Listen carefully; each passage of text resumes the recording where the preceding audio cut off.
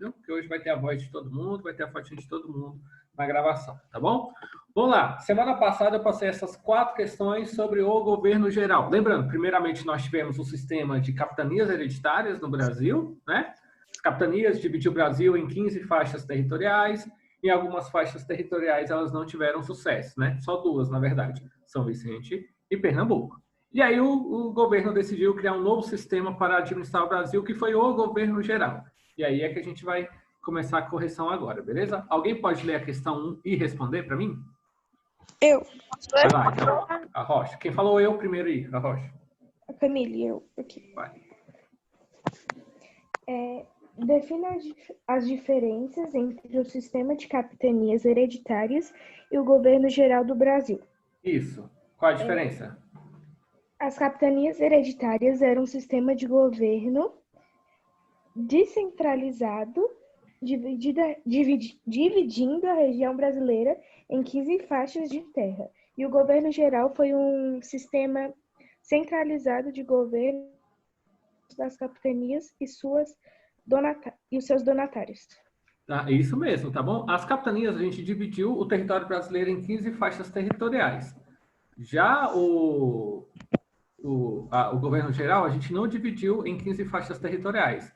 A gente pegou o Brasil e transformou ele em um governo único, um governo geral. Por isso que tem esse nome, tá bom? É pegar as 15 faixas e tratar elas como uma coisa só, como um governo só. Um governo geral, beleza? Vamos lá, João, questão 2. Tio, depois eu posso ler? Pode, a 3. João Lucas sumiu? Ele pediu para ler e sumiu? Kathleen, a Rocha e a 2, então. Qual o nome do primeiro governador geral do Brasil? Isso, quem é o fulano? Tomé de Souza. Isso mesmo, o nome do nosso primeiro governador geral do Brasil, Tomé de Souza. Tomé de Souza é nosso primeiro governador geral. Por isso que se vocês forem na Bahia, principalmente em Salvador, lá vai ter ruas, praças com o nome Tomé de Souza, que foi o primeiro governador geral que veio de Portugal para o Brasil. Brasil. Vamos lá, questão 3. Alguém pode ler pra gente? Eu posso ler de novo. Vai, Luiz. Qual cidade foi fundada como a primeira capital do Brasil? Isso, Fortaleza. Qual? Fortaleza. Não, Salvador. Fortaleza, vamos lá. Fortaleza, capital do Ceará. Primeira Salvador. capital do Brasil foi a capital da capitania Salvador. de Bahia de Todos os Santos. Salvador. A cidade de... oficialmente era a cidade, na época, São Salvador, tá? Só essa curiosidade. Na época que ela foi fundada, ela foi chamada de São Salvador. Ela vai ser chamada de Salvador, ela vai ser chamada de Salvador somente algumas décadas depois. No início era São Salvador, hoje a cidade de Salvador, capital do estado da Bahia. Na época, o nome da capitania não era só Bahia, tá? Era Bahia de Todos os Santos, tá bom? E aí depois juntou a Bahia de Todos os Santos com a capitania de Porto Seguro e virou uma província só, que depois se tornou um estado só, que atualmente é o estado da Bahia. Alguém aqui é baiano? Meus avós são baianos. A Bahia é um dos estados, uma das cidades mais antigas do Brasil, tá bom? Justamente porque participou do início da colonização do Brasil. A cidade de Salvador é de 1549. Então, conta aí a idade da cidade de Salvador. Tem quase a idade do Brasil, a cidade de Salvador. Né? Bacana, então quando eles voltarem da Bahia, eu vou falar para eles isso. Beleza. Vamos lá, então, questão 4. Alguém pode ler pra gente? Pode, Matheus. Vamos lá com calma, que o microfone do Matheus é meio mecanizado, mas a gente consegue escutar. Vamos lá. Tá bom. Número 4. Descreva as funções do capitão-mor, ouvidor-mor e provedor-mor. Isso, vamos com calma. Capitão-mor. Pode ir, capitão-mor. Que cuidava das defesas. Ouvidor-mor. Encarregado da justiça. E, por último, provedor-mor, responsável pelas finanças. Isso mesmo. Então, um cuidava da segurança, um cuidava da justiça, o outro cuidava das finanças. Eram basicamente essas as funções dos funcionários que vieram com Tomé de Souza. Tomé de Souza era o governador, figura do... Hoje a gente chama, administrando o Brasil, de presidente, vamos dizer assim, né? E aí ele trouxe uma galerinha com ele para ajudar ele na administração do Brasil, que eram as funções do capitão-mor, ouvidor-mor e provedor-mor. Querendo ou não, depois, vários anos depois, na história do Brasil, surgiu o que a gente chama de justiça, né? Poder judiciário, poder legislativo, o Ministério da Economia, que são essas funções hoje em dia que nós temos também no Brasil para auxiliar o presidente a administrar o nosso país. Então, era basicamente essas funções do Estado Geral, tá? Ficou alguma dúvida, galera, aqui sobre o Estado Geral? Não. Tudo certo? Tudo certo? Sim, tá, beleza, não. então.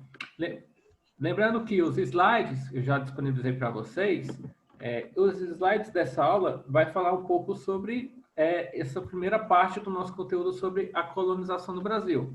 Então, a gente começou vendo as etapas da história do Brasil, né, que é dividida em 3 períodos. O período que a gente está estudando hoje, o período colonial, ele é dividido em período pré-colonial e período colonial, né, que vai de 1534 a 1822 e tal. E aí a gente viu o que foram as capitanias, né, os capitães donatários, as funções dos capitães donatários, o que era uma capitania, o mapa da divisão do Brasil em capitanias hereditárias. Depois a gente viu que somente 2 capitanias que vão ter sucesso. E aí a gente finalizou tratando sobre o governo geral, que era esse sistema que vai dar mais certo na administração do Brasil. O sistema de governo geral vai perdurar no Brasil até 1783, mais ou menos, tá bom? Quando vai ser substituído por um outro sistema administrativo, mas que meio que permanecia tratando o Brasil como um território único, sem precisá-lo dividido em províncias, em estados, em capitanias novamente, como foi feito anteriormente. Belezinha? Deixa eu interromper aqui o compartilhamento. Aí agora a gente vai corrigir uma segunda coisinha. Peguem a cruzadinha que eu passei essa semana aí, tá bom? Passei a cruzadinha aí sobre a colonização do Brasil.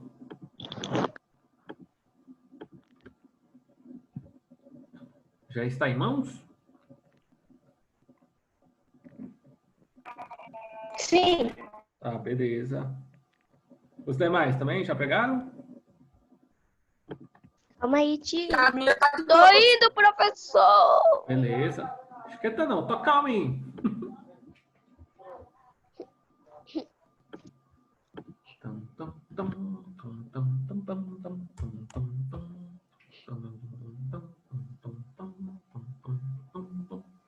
Vou aqui compartilhar com vocês a lista que eu enviei para vocês lá no grupo do WhatsApp, tá bom? Mas já para vocês acompanharem no caderno, que vocês peguem já o lápis, a borracha, já para ir respondendo, completando a cruzadinha de vocês, tá? Vocês, já está aparecendo para vocês aí na tela, a cruzadinha? Uhum. Tá, beleza, então. Cruzadinha sobre a colonização do Brasil. Quer dar um oi pro professor Thiago? Lembrando que a colonização... Oi, João. Alguém está aí com você? Minha irmã aqui. Ah, Eu não vi Ana que o Luísa. microfone estava ligado. Uhum. Mande um abraço para Ana Luísa. Fala que ela traiu um movimento, que ela me deixou. Uhum, tá bom. Vamos lá, galera. A colonização do Brasil, antes da gente começar a correção, lembrando que a colonização do Brasil, vários países participam da colonização do Brasil. O principal país é Portugal, porque foi Portugal que descobriu o Brasil, colonizou o Brasil, era responsável em si pela nossa colonização. Mas outros países também vão tentar colonizar o Brasil, vão tentar pegar um pouquinho aqui de terra, um pouquinho de pau-brasil, um pouquinho de açúcar aqui. Quem são esses países? A França vai tentar colonizar o Brasil também. A Holanda vai tentar colonizar o Brasil também, só que ambas vão ser expulsas por tropas portuguesas, né? Que Portugal não queria perder o Brasil para ninguém. Por isso que vai mandar exércitos aqui para defender as fronteiras do Brasil, para ninguém chegar a invadir e tomar de assalto o nosso país, tá bom? Semana que vem a gente começa a ver o nosso segundo produto que mais vai dar dinheiro na exploração do Brasil, que é o açúcar. Então a gente vai ver a exploração do açúcar e é por causa do açúcar que a gente começa a importar mão de obra escrava do continente africano. Então, pessoas escravizadas vão ser trazidas da África para o Brasil, para a América em si, mas principalmente para o Brasil, para trabalhar de modo compulsório, que significa trabalhar de modo obrigatório, tá bom? Mas lembrando, escravos africanos não foram utilizados somente no Brasil, tá bom? Pessoas escravizadas, desculpa, tá bom? Depois eu dou uma aula sobre esse termo. Como pessoa escrava é um termo errado, tá bom? Então, foi utilizada no Brasil, mas também foi enviada a outros lugares do nosso continente, principalmente na América do Norte. Na história dos Estados Unidos, também tem a participação e a utilização de mão de obra escrava vinda do continente africano.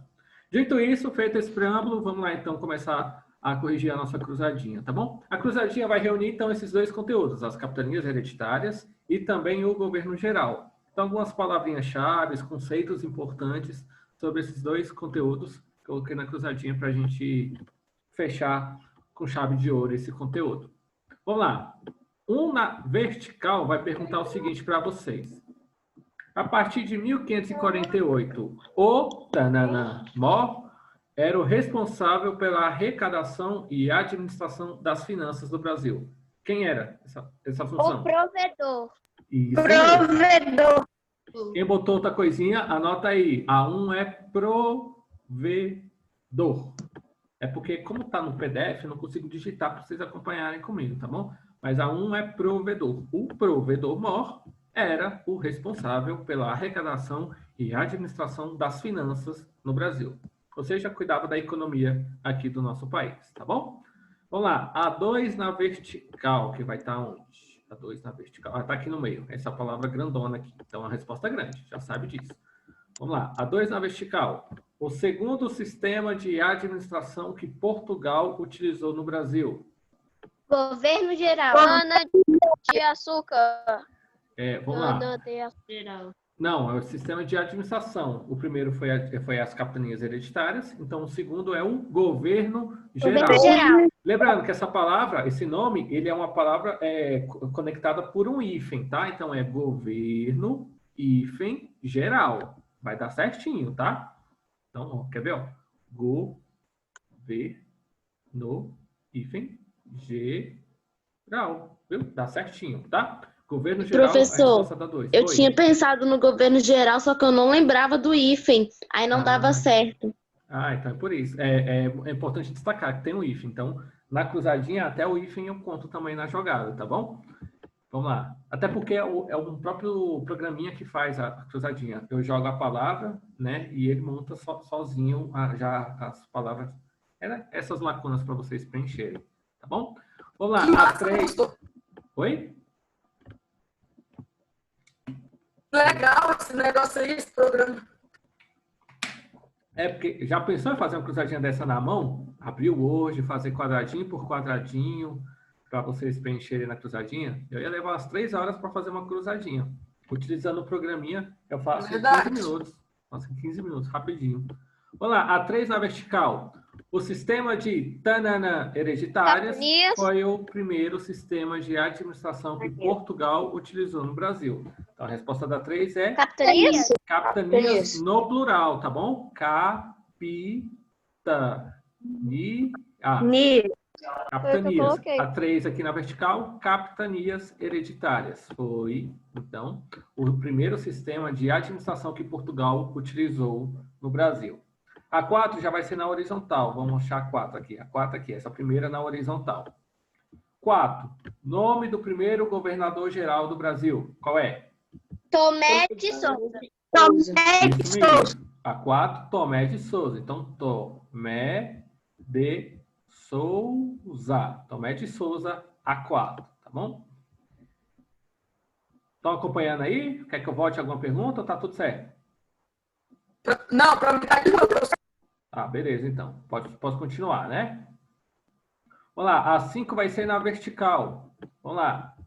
A outra capitania que mais obteve sucesso no início da colonização do Brasil. Qual é a 5? Pernambuco. Isso. A gente sabe que teve duas capitanias que mais tiveram sucesso na administração do Brasil, né? Só 2 capitanias. A capitania de São Vicente e a capitania de Pernambuco. Então, era testar o nome dessas duas. Se não fosse uma, era a outra, né? E aí devem ter testado já São Vicente em algum lugar. Então, Pernambuco, tá bom? P-E-R-N-A-M-B-U. Ele mandou um abraço. Pernambuco, tá bom? Mandei um abraço para ela mesmo, João, tá bom? E fala que ela é uma traíra. Não esquece dessa parte. Eu acabei avisando pra ela, ela te mandou um beijo. Tá bom. Vamos lá, questão 6. Questão não, né? A palavra, dica número 6, né? Aqui, ó, na horizontal, 6. Nome da primeira capital do Brasil, fundada no ano de 1549. Salvador. Salvador. Então, S-A-L-V-A-D-O-R. Salvador. Então, 1549. Quem é bom de matemática, faz as contas aí rapidinho. 1549 para 2020 dá quantos anos? Tempo. –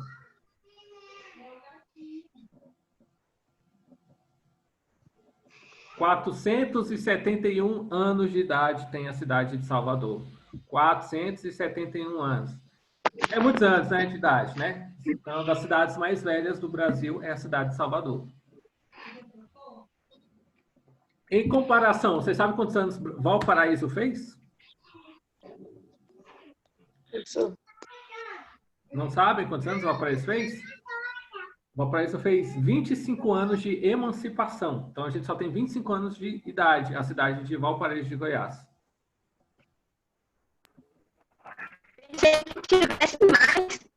Não, então, aqui antes era um bairro, né, que era, vamos dizer assim, era um bairro que era do Novo Gama, depois, primeiro era um bairro que era de Lusiânia, depois se tornou um bairro que era do Novo Gama é mais velho que Valparaíso, né?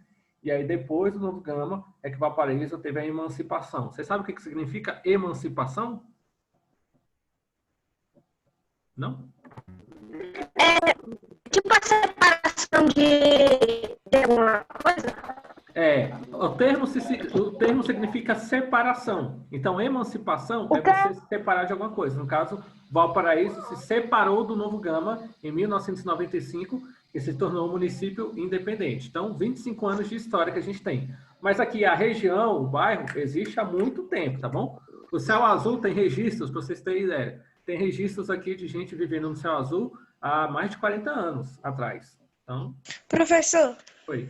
Meus avós já disseram que era tipo um deserto mesmo. Isso, aqui era uma grande fazenda, pertencia a um grande fazendeiro, aqui, a região do Céu Azul e tudo mais. Depois foi vendida, começou a ser repartida e as casas serem vendidas. Oi, alguém quer fazer uma pergunta? Eu já vi emancipação, tipo, das pessoas que ainda não são maior de idade. Isso, emancipação também significa, como é separação, é também no sentido de maioridade. Vocês conquistam a maioridade com 18 anos, né, segundo o Código Civil Brasileiro. Mas vocês podem, a partir dos 16 anos, serem emancipados pelos pais de vocês.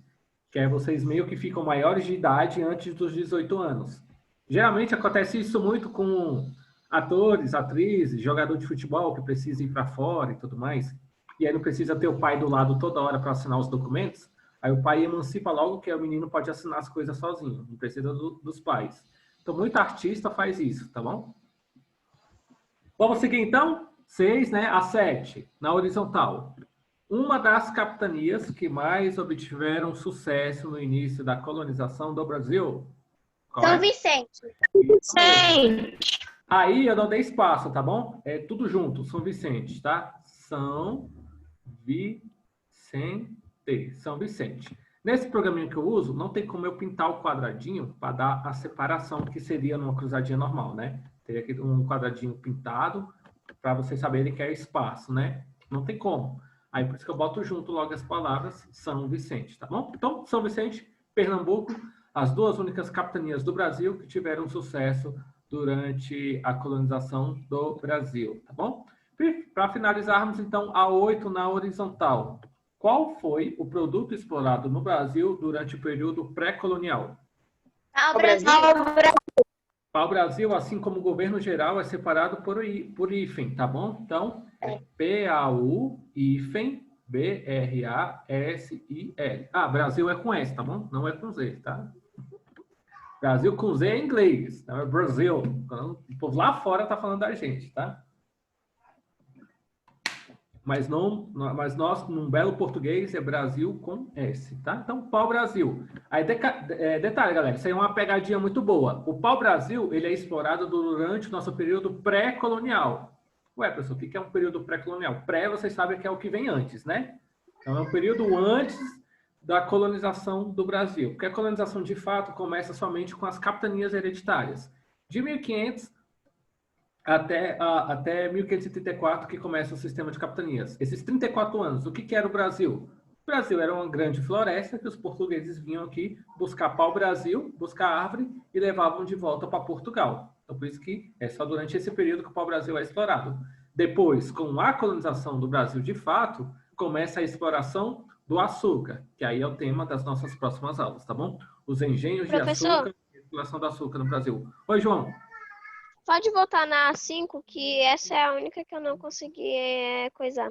Vamos lá, 5 na vertical, a outra capitania que mais obteve sucesso no início da colonização do Brasil. Se aqui, na última, foi São Vicente, a 5, né? A 5 vai ser Pernambuco, né? P-E-R-N-A-M-B-U. Isso mesmo, Pernambuco. Oi. Eu vou ter que sair aqui porque meu pai vai levar o computador pra consertar. Eu vou ter que sair da aula aqui. Tudo bem, a gente já tá acabando, José. Só pra você saber que você não vai perder muita coisa não, tá bom? A gente já tá encerrando. Era só a correção das atividades hoje, tá? Tá, tchau. Beleza, então, obrigado, hein? Valeu. Então, turma, para finalizar, então, de nada. Para reforçar, então, a 8 na horizontal, qual foi o produto explorado no Brasil durante o período pré-colonial? Pau-Brasil. Tá bom? Turma, semana que... Aliás, alguém tem alguma dúvida? Tem alguma outra aqui? Professor, Oi. é a Bianca do 7º A. Oi, Bianca. Como surgiu o açúcar mascavo? O mascavo, ele é um açúcar natural. O açúcar, naturalmente, ele é mascavo. Ele é marronzinho, tá bom? Se vocês puderem acompanhar a extração de açúcar um dia nos canaviais e tudo mais, vocês vão ver que ele sai na cor amarronzada mesmo. Então, o açúcar natural... Quando o senhor falou natural, eu pensei em outra coisa. Não, o açúcar, naturalmente, ele é marrom. Quando você extrai ele da cana, ele é marrom. Ele fica branco... E como eles fazem para deixar branco? Isso, ele fica branco é na indústria, é na fábrica que eles vão cristalizar o açúcar. E aí lá eles jogam lá as coisas dos produtos químicos, isso mesmo, e aí deixa ele branco e deixa ele daquele formato cristal. Porque o açúcar mascavo, ele não é em pozinho. Por isso é açúcar cristalizado. O açúcar, por isso mesmo que vocês, quando compram o açúcar no mercado, é açúcar cristal que está escrito lá na embalagem, tá bom? Porque o açúcar, naturalmente, ele é mascavo e ele não é em pó. Ele é um pouco pastoso, tá bom? É como se fosse uma pasta de amendoim, o açúcar mascavo, tá bom? Então, ele vai para ser refinado, o nome que se dá é refinamento, para esse processo dele ficar branco e tudo mais. Aí ele recebe produtos químicos que fica branco e fica cristalizado, que é em pozinho e tudo mais. Mas, naturalmente... Professor, pode falar, o arroz, na verdade, é verde, né? Com certeza. O arroz é verde? Por que o arroz é verde? Sei lá, é uma brincadeira, mas eu acho que o arroz não é branco também, não. O cultivo do arroz, a planta lá onde o arroz... Você já viu a produção? Como é que se fala? Onde o arroz é cultivado, vocês já viram? São lugares muito Não, nunca vi. Eles são próximos a rios. Eles geralmente ficam sempre submersos em águas, né, o cultivo de arroz. Aí a planta em si, ela é meio verdinha mesmo, tá bom? Mas o açúcar, que é o grão, ele é branco mesmo, tá bom? Caraca, eu assisto. Tá bom? Ah, tá. Mas o grão em si, ele é branco. O arroz não é o açúcar. Oi.